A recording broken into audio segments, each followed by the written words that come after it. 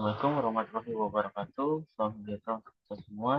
Di sini saya akan mempresentasikan mata kuliah Organization Behavior yang dimana judul slide yang saya ambil yaitu memahami dan mengatasi fenomena quiet quitting di era kerja hybrid.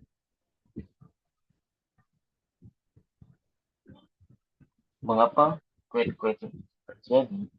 Nah, hal ini terjadi karena kurangnya keterlibatan atau engagement karyawan dan karena tidak ada pengakuan atau penghargaan dari atasan, dan ini terjadi juga karena budaya organisasi yang tidak terbuka atau kurang mendukung keseimbangan kerja hidup atau work-life balance.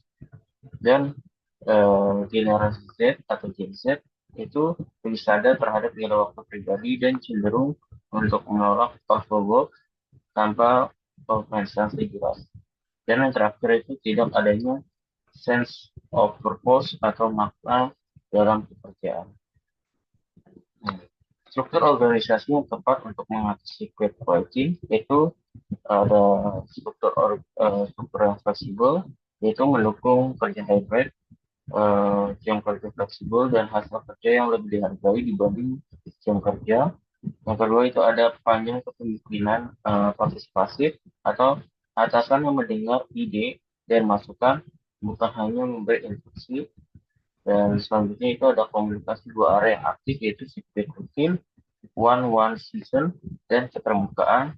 Dan yang terakhir ada tim lintas generasi, itu memadukan pengalaman dan perspektif baru untuk kerja yang lebih dinamis. Nah, contoh kasus ini dalam perusahaan internasional yaitu Google. Nah, Google dikenal berhasil mengelola engagement karyawan lewat fasilitas kerja yang mendukung kenyamanan dan juga budaya inovatif dan terbuka. Itu program internal seperti 20% time atau 20% time, itu karyawan bisa alokasikan waktu untuk proyek mandiri yang bermanfaat bagi perusahaan. Contoh perusahaan di Indonesia itu ada Gojek.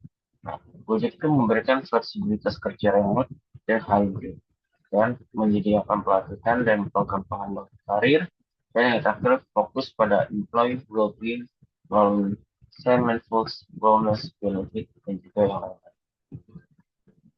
Nah,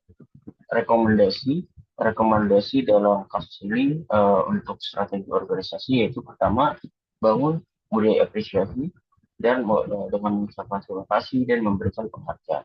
Yang kedua yaitu mengembangkan jalur karir yang jelas dan juga transparan.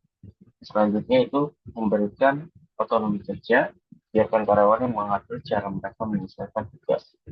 Selanjutnya itu meningkatkan employee engagement lewat kegiatan sosial, pelatihan, dan juga monitor. Yang terakhir yaitu melakukan evaluasi beban kerja secara berkala. Kesimpulan dari kasus ini itu quick quitting adalah sinyal introspeksi organisasi dan fokus pada budaya sehat, bukan hanya hasil.